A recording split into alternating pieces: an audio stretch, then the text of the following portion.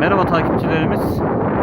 Şu an Elmadağ Kayak Merkezi'nde kar yağışı altında kayaklarını yapan, kızaklarına binen, davul zurna eşliğinde eğlenen, eğitim alan,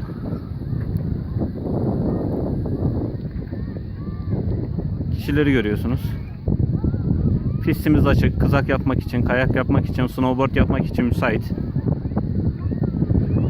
Instagram'daki gönderilerimizi görüp de hala bize kar var mı diye mesaj atan takipçilerimiz, lütfen gönderileri dikkatlice izleyin. Görün. Aynı soruları sormayın.